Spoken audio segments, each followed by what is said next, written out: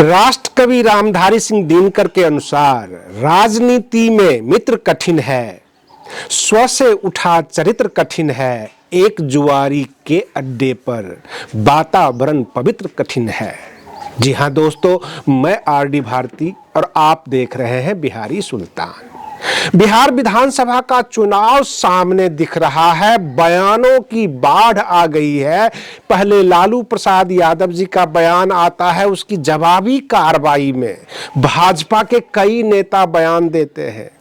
नीतीश कुमार के नेतृत्व में चुनाव लड़ने की भी बात करती है एनडीए, और साथ में लगे हाथ ये भी कह देती है जिसकी जितनी संख्या भारी उसकी इतनी हिस्सेदारी। जी हाँ दोस्तों, मैं आपको बिल्कुल फैक्ट्स के नजदीक लेकर जा रहा हूं। अगर आप हमारे चैनल पर नए हैं तो चैनल को सब्सक्राइब कर लीजिए, वीडियो अच्छा लगे तो इसे लाइक कर दीजिए, शेयर कर दीजिए। नीचे काले में सब्सक्राइब लिखा हुआ है, बटन दबाइएगा, हो जाएगा सब्सक्राइब और कोई पैसा नहीं लगता। लेकिन बिहार की राजनीति समझना आपके लिए बहुत ज्यादा जरूरी है। तेजस्वी यादव अड़ गए हैं महागठबंधन में, बहन मायावती जी को किसी तरह लाना चाहिए, क्योंकि एससी एसटी वोट का ध्रुवीकरण करना है, महागठबंधन की ओर लाना है। कहने का मतलब यह कि महागठबंधन यह चाहती है कि एससी एसटी ओबीसी माइनॉरिटीज का वोट जो है महागठबंधन को मिले। उधर नीतीश कुमार ताबड़तोड़ कैबिनेट के फैसले ले रहे हैं, बड़ी बड़ी सौगातें दे रहे हैं, गांव को चमकाने की कोशिश कर रहे हैं। लेकिन जो जदयू के अंदर गुटबाजी है, जिस गुटबाजी के शिकार कई बार नीरज कुमार, जो पहले जनसंपर्क मंत्री थे, जन सूचना प्रसारण मंत्री थे, और उसके बाद मनीष वर्मा ब्यूरोक्रेट हैं, आईएएस अफसर रह चुके हैं, लेकिन वो समझ नहीं पाए, नीरज कुमार तो मुकाबला कर लेते हैं। तो जदयू के अंदर जो है गुटबाजी है।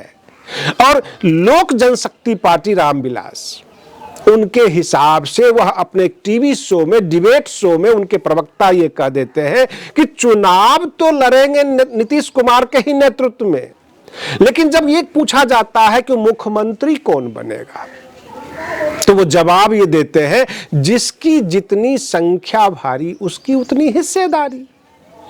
अब सवाल ये उठता है, क्या बिहार भी महाराष्ट्र की तर्ज पे चल चुका है? भाजपा के पास अगर ज्यादा कैंडिडेट निकल कर आएंगे तो क्या भाजपा का मुख्यमंत्री होगा?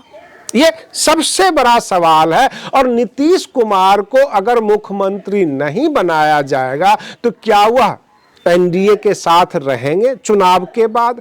कहने का मेरा तात्पर्य है कि 2020 के चुनाव में चिराग पासवान के द्वारा नीतीश कुमार को कमजोर किया गया। इस बार जन सुराज पार्टी जो प्रशांत किशोर का है, उनके द्वारा जो है नीतीश कुमार को कमजोर किया जाएगा। और यह भली भांति समझते हैं नीतीश कुमार एवं उनके नेता कि जदयू के पीछे कौन पड़ा हुआ है।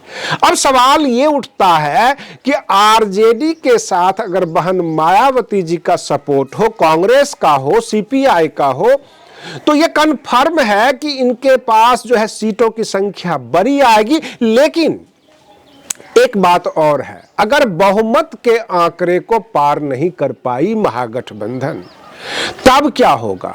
और उधर नीतीश कुमार को भी एनडीए मुख्यमंत्री नहीं बनाना चाहेगी, तब क्या होगा? यानी सारे रास्ते इशारा करते हैं कि बिहार का अगला मुख्यमंत्री जो है तेजस्वी यादव होंगे, क्योंकि जो नारा लोजपा रामविलास के नेता दे रहे हैं कि जिनकी संख्या ज्यादा भारी उसकी उतनी हिस्सेदारी, तो वही नारा तो लालू प्रसाद यादव जी भी देने लग गए हैं। आरजेडी वाले भी कहते हैं कि यार सबसे ज्यादा तो विधायक मेरे पास है, तो सरकार तो हमारी बननी चाहिए।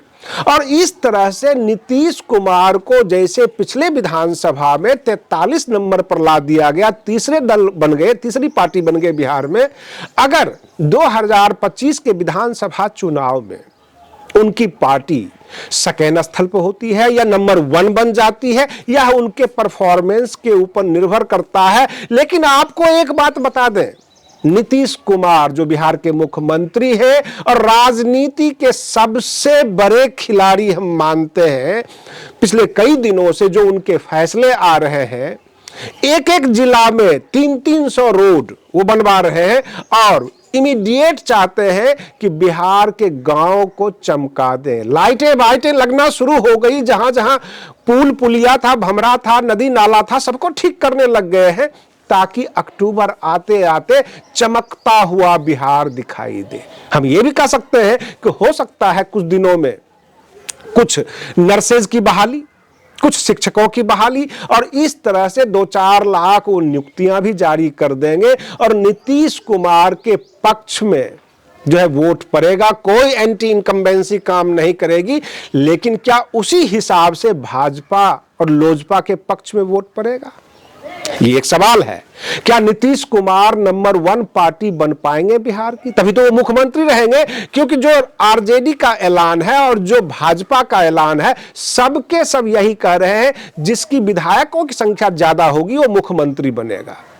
बहन मायावती जी जिस हिसाब से ये स्ट्रेटजी तैयार कर रही हैं बिहार के अंदर, आरजेडी के साथ अगर आ जाती हैं तो जितना उनको टिकट मिलेगा, करीब करीब 50-60% वो टिकट पे चुनाव जीत जाएंगे। कहने का मेरा मतलब यह कि अगर 50 सीट मिला तो उसमें 30 सीट बसपा के लिए कंफर्म हो सकती है। अगर 20 सीट मिला तो 15 सीट कंफर्म हो जाएगी। ये कंफर्म है, क्योंकि बिहार की राजनीति को बिहारी सुल्तान चैनल से ज्यादा कोई नहीं समझ सकता। यहां पर जय भीम के नारे भी लगते हैं। SC ST OBC माइनॉरिटीज का सबसे बड़ा गठबंधन है, इनकी एकजुटता है।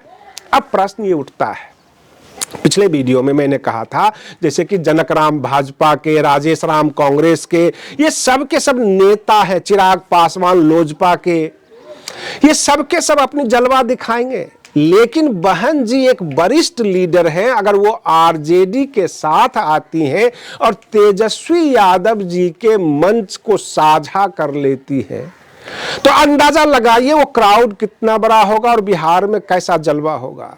मैं आपको अगले वीडियो में बताने वाला हूं कि बसपा की बड़ी बड़ी रैलियां कहां कहां हो रही है और कहां कहां बहन मायावती जी पहुंच रही हैं, उनके जिला अध्यक्ष, नेशनल कोऑर्डिनेटर, क्योंकि बिहार झारखंड में इनकी तैयारी शुरू हो गई है।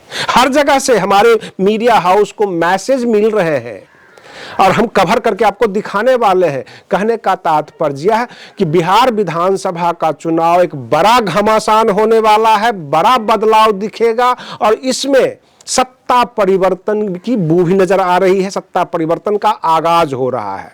आज के लिए बस इतना ही। आप बने रहिए बिहारी सुल्तान चैनल पर। हम फिर मिलते हैं अगले वीडियो में, तब तक के लिए धन्यवाद।